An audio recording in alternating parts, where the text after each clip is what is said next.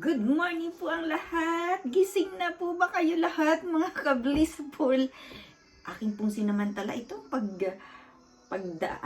pagsikat ng araw sa aking pong mukha. Pero alam niyo po ba, pagkatapos ko pong mag-exercise, ako po ay lumabas at itinry ko na makita or maramdaman yung araw sa aking pong katawan, sa akin. Pero ako po ay naka-jacket. Grabe po ang lamig. Para pong ako'y ang aking mga ang aking ang aking balat ay sasabog sa lamig. So, ako po ay nagpasya. Nagpasya na naman po ako. Na nandito na lang po ako. Salamat po sa araw. Salamat po at ako ay naarawan ngayon. Maybe 2 weeks na po na hindi po umaaraw. Ay lagi pong parang makulimlim. At ito nga po ang ginagawa ng araw sa atin. Napakaligaya ko po ngayon. Hindi po masaya. Ligaya po yung naramdaman ko. Kasi iba po talaga yung init ng araw sa ating pong buhay, sa ating pakiramdam, di po ba? Aba, dali lang at aking pong ayusin. Hindi po kayo pantay. Ako bang hindi pantay? Hala, humaba na po yung buhok ko at kikita naman po ang aking katalinuhan diyan. Hayaan na po natin yan. At syempre, pag nag-iidad tayo, ang ating pong noo ay lumalapad, di po ba? May mga solusyon po dyan, pero gawin po natin isa-isa lang, di po ba? Isa-isa lang mga ka-blissful. Nakikita po ninyo ako po ay nangingintab ang mukha. At pag tinanggal ko naman po itong aking tumutulo ang akin. Pag tinanggal ko naman po ito, ay ako po ay hindi maayos, hindi mapakali. O talaga pong kailangan ko nung salamin, mga ka-blissful. So, ayan. Ano po bang pwede natin pag-usapan? Pinagpapatuloy po ba ninyo yung ating mga sinimulang mga isinyer ko sa inyo na The Prayers of True Millionaires? Hala, huwag po natin kalilimutan mga ka-blissful. At sandali lang po, akin po isasara yung pinto. Ako po yung nadidistract nung tugtog mga ka-blissful. Sandali lang.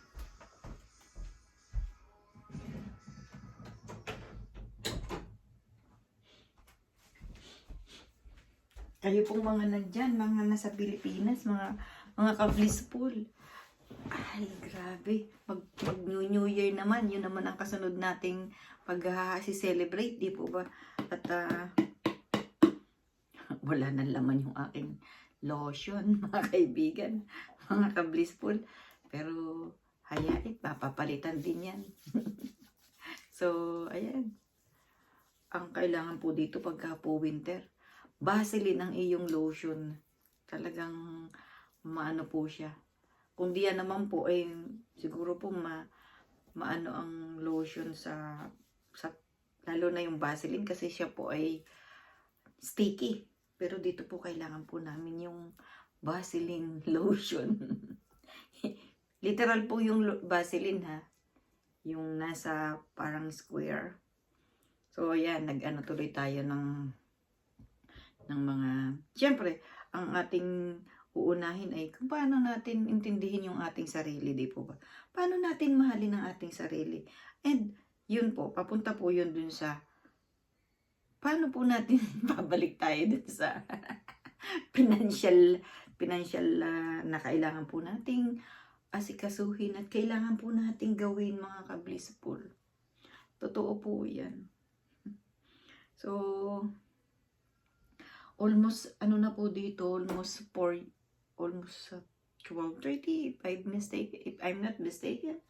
Yeah, and hindi pa rin po ako nagugutom mga ka-blissful, pero ako po ay gumawa na ng oatmeal. Oatmeal po ang pagkain natin ngayon mga ka-blissful. Kayo po mga nanay, ano pong pagkain natin diyan? Alam niyo po yung oatmeal maganda po talaga sa ating katawan. Grabe yung ano po nung araw, kahit mayroon siyang bintana, yung init niya, nararamdaman ko mga ka-blissful, ang init. Thank you Lord, thank you po sa sa araw na inyo pong pinasikat sa amin dito po sa aming lugar. And yeah, every day naman po is my blessing. Every day naman po ay may opportunity. Ating lang pong imumulat ang ating mata at sasabihin sa ating sarili, ito pang opportunity na to ay para sa akin. Diba? Para sa akin po ba ito? So, in the beginning of my life here, ako po ay natuto at naghahanap ng pwede ko pong maging pagkakitaan. Hindi lang po isa. Kailangan po ay marami. Marami, and then mamimili ka after a while. Di po ba? And yes, pag ganito pong katapusan ng taon, parang ini-evaluate ko po yung sarili ko. Kayo po mga ka-blissful, ini-evaluate niyo po ba ang sarili ninyo? And for me, may realization po ako mga ka-blissful. So, be true to yourself. And syempre, talaga pong ang kailangan nating tanungin ay ano po ba talaga ang dapat kong gawin? And yun po ang ating ipo-focus ngayon. Mayroon pa po tayong 5 days bago po matapos ang taong 2024. And yung mind, yung health ng ating mind, talagang nakakaano po. Siyempre ayoko pong dalhin yung sarili ko sa yung parang miserable place or miserable thinking. I am doing my life to be like, to inspire myself, inspire my kids, to have good future for me and for my kids. And I know, ako po'y bibigyan pa ng mahabang panahon po ng Diyos para po ako ay mabuhay at makasama pang muli ang aking pong mga anak. Okay? Ang naikwento ko po ay ang sarili ko. Hindi po ba dapat naman talaga ikwento ko yung sarili ko? Ano po ba ang mission ko? Ngayon po ang tatanong ko po, ano po ba ang mga mission natin sa araw-araw? And nagiging, syempre kailangan nating maging totoo, maging reality, di po ba? Hindi yung parang tayong laging nag-aartista. Syempre tayo po ay artista. Tayo po ay bida sa ating buhay, di po ba?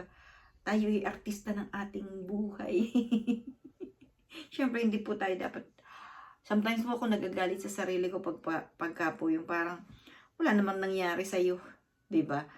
Wala namang nangyari sa ginagawa ko. Pero kung titingnan po natin yung araw-araw, aba talaga po yung pagising. Yung ginising ka ng Diyos at ikaw ay nakakapagsalita, nakakakain, nakakagawa ng mga dapat mong gawin.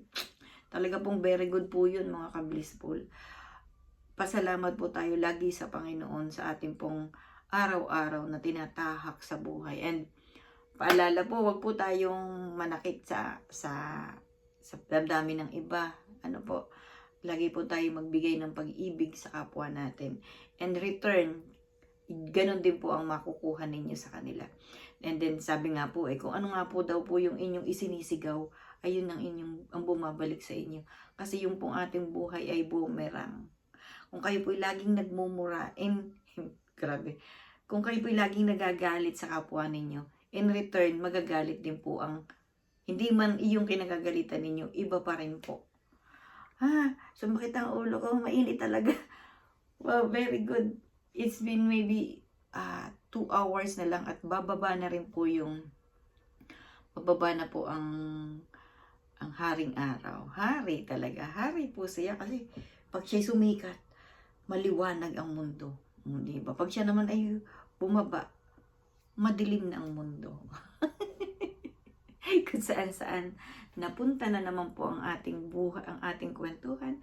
Pero nagpapasalamat po ako sa inyong lahat. Kayo po mga ka-blissful. Maraming salamat po. And by the way, today po is 330 subscriber na po. And yes, thank you so much sa mga nag-subscribe, mga new subscriber po natin. Yes, paki-share po and yes, paki-comment po para kayo po ay ma-recognize ko mga ka-blissful. Yes, wag po ninyong pagsawaan na panoorin ng aking po mga vlog. Kayo po'y napakalaking dagdag sa buhay ko, mga ka-blissful. Thank you so much. Have a blessed day and see you at the next vlog. Bye-bye.